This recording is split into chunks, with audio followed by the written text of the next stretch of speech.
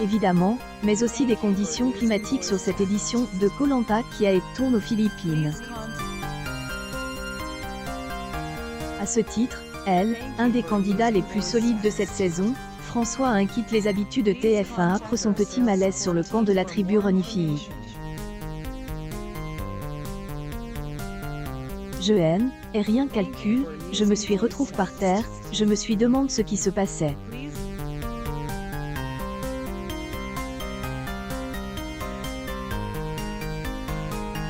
Je me suis lève, je ne comprenais pas très bien ce qui arrivait.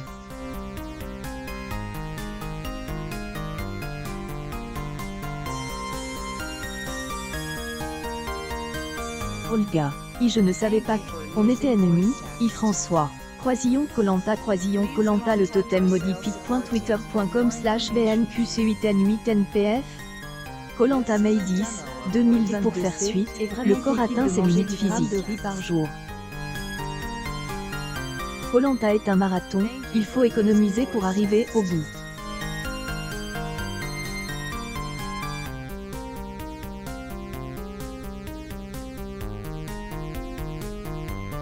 Homme à UL, occasion de se livrer aux journalistes de tel loisir.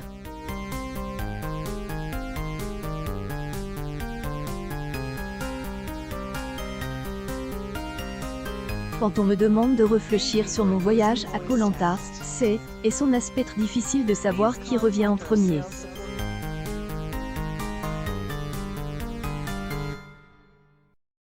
Le temps était terrible au début du tournage.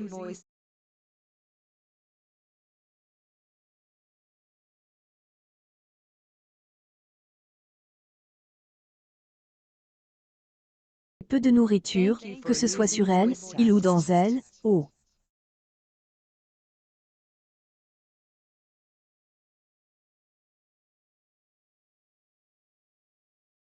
Difficile de manger 10 grammes de riz par jour.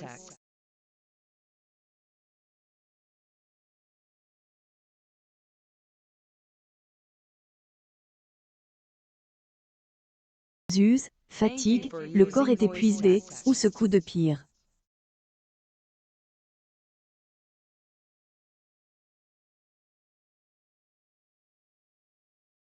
Mais qui est commun à tous les aventuriers. Dès qu'on se lève vite, on a la tête qui tourne ou on peut faire de petits malaises.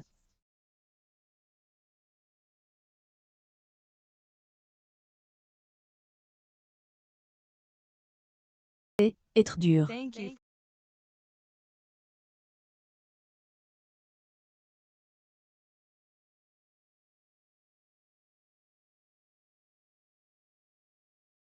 Publication partagée par compte fan François Koh Lanta 2022. Si la séquence ne dure que quelques secondes à la télévision, le candidat a été suivi médicalement, hors caméra. Sur Koh Lanta, comme nous le savons, le protocole médical est rigoureux.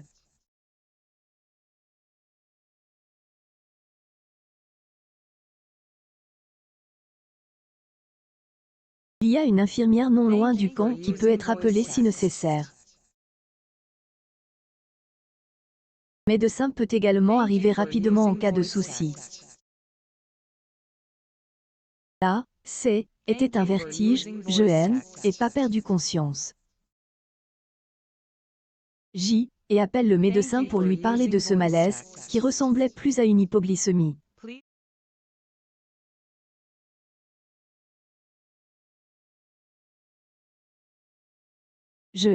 Est vu le lendemain et il a pris ma tension artérielle.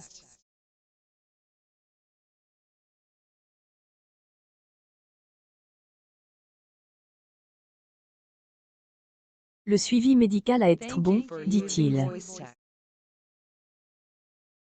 Est un pompier de héros de 38 ans.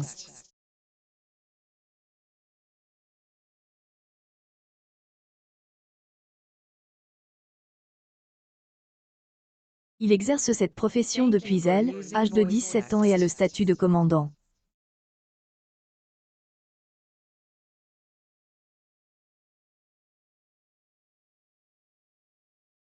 Station Osdi 34 à Arvaillok.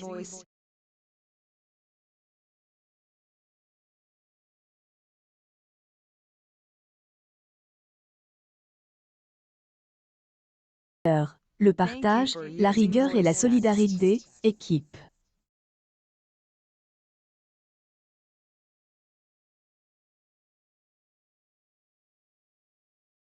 Habitué à être elle, homme fort, en famille, comme à la caserne, François est un pilier.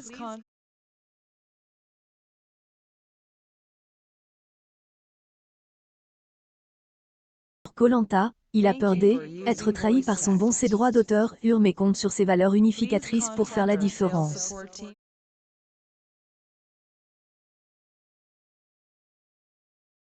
Cola 10 minutes plus tôt à François. Inon TKT, aucune des deux N, à le collier, Isogenie Croisillon Koh-Lanta le totem maudit pic.twitter.com/tjv en jeu au WCP.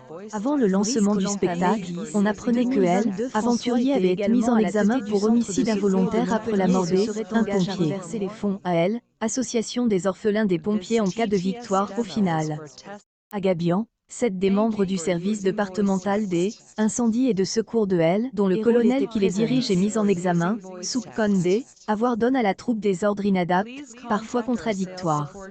En effet, ils ont fourni une formation insuffisante et du matériel obsolète, selon la presse. Légalement, rien n'est empêché donc François de participer à Koh-Lanta. Mais elle, avocat des victimes Lucas Bratiewicz indique, en glorifiant elle, un de ses cadres dans une émission où le risque est un jeu, le SDS affiche son mépris pour les victimes. Production a déclaré Hélène n'était pas au courant de cet acte d'accusation.